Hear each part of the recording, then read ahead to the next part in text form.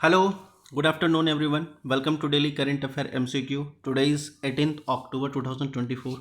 So start from our first question. So our first question is Section 6A of Citizenship Act 1955 deal with the provision for the citizenship applies to which of the following state.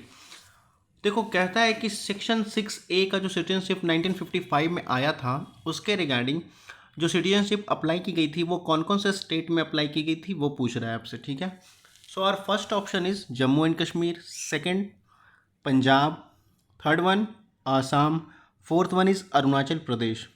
So which of the following option is correct? Answer it.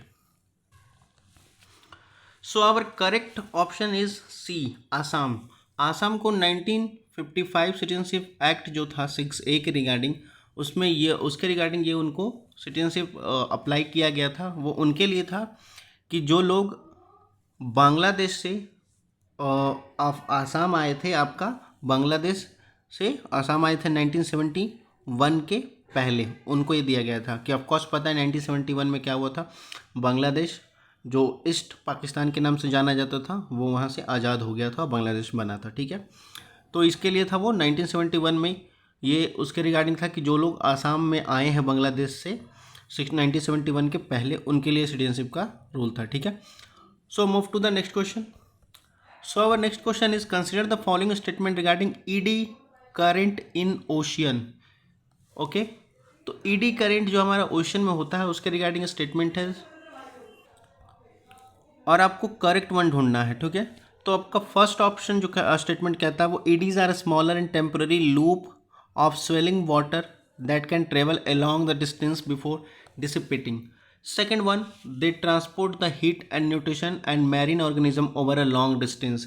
ये transport करते हैं heat और nutrients और marine organism को, जो आपको marine जो भी ऑर्गेनिज्म है जो पानी में रह रहे हैं, ठीक है, उनको बहुत लॉन्ग डिस्टेंस को पे ट्रांसपोर्ट करते हैं। ठीक है, third one, eddies contribute to ocean mixing can support a marine ecosystem by upwelling nutrients rich water.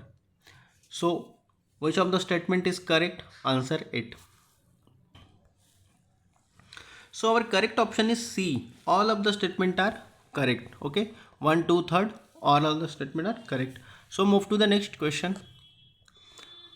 So our third question is consider the following statement regarding National Board of Wildlife. National Board of Wildlife के regarding कौन सा statement correct है वो आपको बताना है। सो और first statement is it is a statutory body established under section 5A of the wild life protection act 1972। ये एक स्टैट्यूटरी बॉडी है जो 5A जो सेक्शन था उसके regarding wild life protection act 1972 के द्वारा इस्टेब्लिश किया गया है। सेकेंड स्टेटमेंट कहता है it is chaired by the ministry of environment forest climate change. ये किस मिनिस्ट्री के अंदर आता है? इन्वायरमेंट मिनिस्ट्री के अंदर आता है। ठीक है, third one, the board is responsible for the promotion of conservation and development of wild life forest. जो बोर्ड है यहाँ का वही रिस्पॉन्सिबल है प्रमोशन के लिए और conservation and development of wild life और फॉरेस्ट के लिए। ओके, तो which of the following statement is correct वो आपको बताना है, बताओ। So our correct option is B, only two. 1 and third statement are correct, जिसके रिगार्डिंग आपका सही ऑप्शन हो जाएगा ओनली टू। ठीक है, सो सेकेंड स्टेटमेंट आपका गलत हो जाएगा। So move to the next question. Wait, okay, so our fourth question and this is the last question of this session. Consider the following statement regarding taxes in India. India में जितने प्रकार के taxes हैं उसके regarding कौन सा statement correct है वो आपको बताना है। सो और first statement is the share of the indirect tax in the economy greater than 50% of the total tax revenue. Total tax revenue जो होता है उसमें से इनडायरेक्ट टैक्स जो है वो 50% से भी ज़्यादा है, ये आपका पहला स्टेटमेंट कहता है। और second one, the share of the corporate tax is highest among the direct taxes.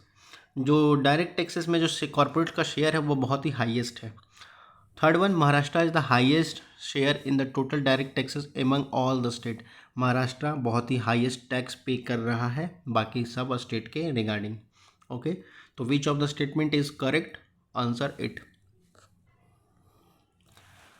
So our correct option is A only, ठीक है। और उसके रिगार्डिंग कौन सा स्टेटमेंट करेक्ट होगा, तो आपका थर्ड वन स्टेटमेंट गलत, सॉरी सही है, आपका थर्ड स्टेटमेंट सही है, बाकी फर्स्ट और सेकंड गलत है, रॉन्ग है। Okay, our correct statement is third, जिसके रिगार्डिंग आपका ऑप्शन हो जाएगा only one. Okay, so that's all for the today session.